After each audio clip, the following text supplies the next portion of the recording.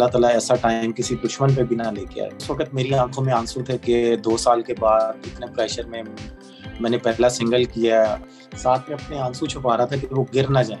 आज के इस सेशन में बात करेंगे पाकिस्तान के मिडिल ऑर्डर बैटर जनाब उमर अकमल साहब से और उनकी इस लंबे अरसे के बाद क्रिकेट के मैदान में, इस सतह के मैदान में वापसी और उनकी कारकर्दगी पर। हमारे साथ हैं जनाब उमर अकमल साहब। अस्सलाम वालेकुम उमर।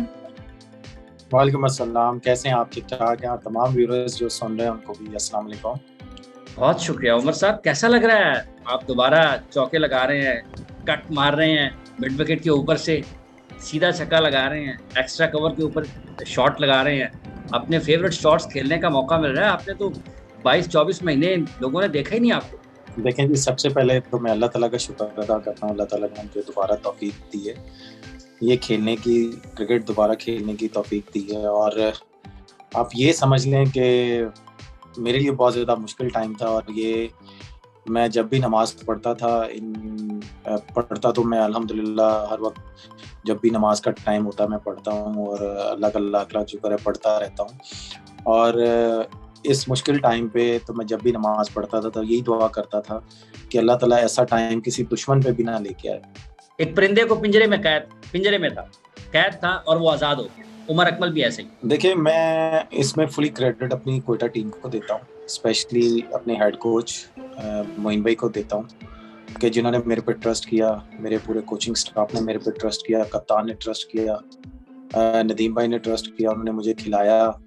और समझ लें जब मैं बारी लेने जा रहा था, मोइन भाई एज ए कोच भी मेरे साथ रहे हैं पाकिस्तान टीम में, एज ए मैनेजर भी रहे हैं और उन्होंने बहुत ज़्यादा मुझे बूस्टअप किया। और जब मैं ग्लव्स पहन रहा था तो एक चीज़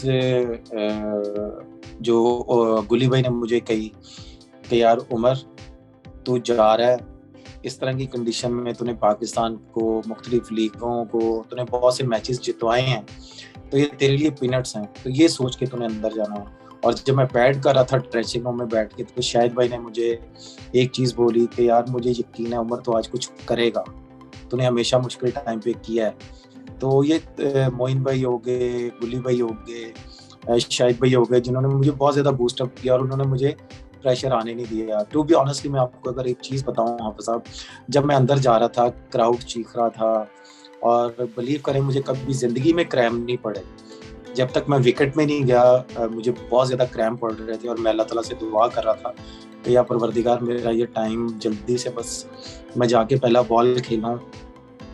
और जब मैंने पहले बॉल पे जाके सिंगल किया, मैं दूसरे एंड पे आया और लिटरली अगर आपने देखा हो तो मैं आसमान की तरफ देख रहा था और अल्लाह ताला का शुक्र तो मैं अदा कर रहा था। उस वक्त मेरी आंखों में आंसू थे कि 2 साल के बाद इतने प्रेशर में मैंने पहला सिंगल किया और पूरी दुनिया देख रही है। और स्पेशली समझ लें कि अपनी कंट्री में पहला रन लिया 2 साल के बाद, मेरी फैमिली मुझे देख रही है, पूरी दुनिया देख रही है, तो वो बेसिकली अल्लाह ताला का तो मैं शुक्र अदा कर रहा था, साथ में अपने आंसू छुपा रहा था कि वो गिर ना जाए। क्योंकि आपको पता है ग्राउंड में बहुत सारे कैमरे होते हैं और वो कैच हो जाते वो आंसू, तो मेरा ख्याल है कि थोड़ा सा टफ हो जाता मेरे लिए। आपने तकरीबन हर शॉट के बाद ऊपर देखा है उमर साहब, सिर्फ पहले रन के बाद नहीं देखा। जब आपने छक्का लगाया है तब भी ऊपर, जब आप रनिंग कर रहे हैं बिटवीन द विकेट, जब आप दौड़ रहे हैं, तो जब नॉन स्ट्राइकर एंड पे आते थे तो आप ऊपर ही देख रहे होते थे। मैं सिर्फ इसलिए, मैं तो यकीन माने इसलिए ऊपर देख रहा था कि मैं अल्लाह ताला का शुक्र अदा कर रहा था अपने हर स्कोर पे।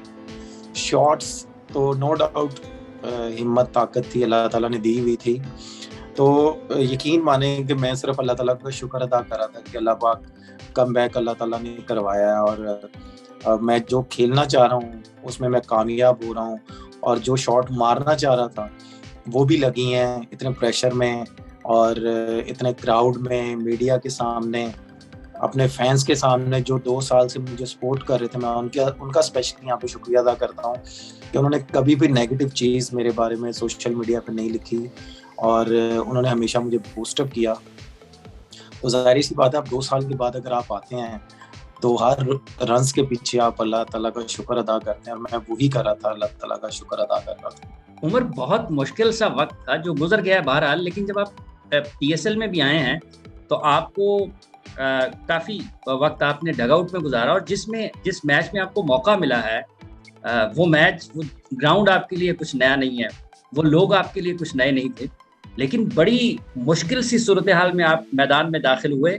और अगर जिस तरह परफॉर्म हुआ है, अगर ना होता तो सारी की सारा मलबा आपके ऊपर ही आना था। लोगों ने कहना था 2 साल बाद भी आया तो परफॉर्म नहीं किया।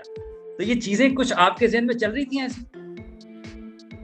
नहीं, टू बी ऑनेस्टली मैं आपको एक बात बताऊं, मेरे ड्रेसिंग रूम में मोइन भाई, गुल्ली भाई, शाहिद भाई, सरवेव, उन्होंने मेरे साथ पॉजिटिव बातें की। उन्होंने मुझे इस तरफ आने ही नहीं दिया। अच्छा। कि तुम्हारे साथ ये होगा, ये होगा, ये होगा। उन्होंने बस मेरे साथ पॉजिटिव बातें की। जैसे मैंने कहा कि गुल्ली भाई ने बोला, सरवीव ने मुझे बोला, जब मैं पहले साल कोयटा को मैं ज्वाइन किया तो मैंने सिंगल हैंडेडली लेके गया कोयटा की टीम को। उस वक्त नो डाउट मैं ऊपर खेल रहा था, और अभी जो मुझे रोल दिया हुआ इस साल, वो भी मैं पूरा फिल करने की कोशिश कर रहा हूँ। जो मेरे कोचिंग स्टाफ ने दिया है वो भी पूरा करने की कोशिश कर रहा हूँ। तो इन्होंने बड़ी पॉजिटिव चीज़ें मेरे साथ बातें की, शेयर की कि तुमने इस तरह किया हुआ है। तो सरवीव ने, शाहिद भाई ने, गुली भाई ने, मोइन भाई ने, इन्होंने मुझे कभी समझ लें, जो मैं मैच नहीं भी खेल रहा था तो इन्होंने मुझे लेट डाउन नहीं होने दिया। और इन्होंने यही बोला कि बस तुम अपनी बारी का वेट करो, जब तुम्हारी बारी आए तो तुमने कोयटा को जितवाने में एक अहम रोल प्ले करना है। तो बस वही चीज़ें मैं सोच रहा था, वही चीज़ें मैं कर रहा था ड्यूरिंग प्रैक्टिस, ड्यूरिंग मैचेस के दौरान अपनी ट्रेनिंग कर रहा था, सारी चीज़ें कर रहा था। तो जब अल्लाह ताला ने मौका दिया तो वही चीज़ें मेरे दिमाग में थी कि इन्होंने पॉजिटिव चीज़ें मेरे दिमाग में डाली हुई हैं। तो नेगेटिव चीज़ मैं अपने दिमाग में लेके ही नहीं गया था।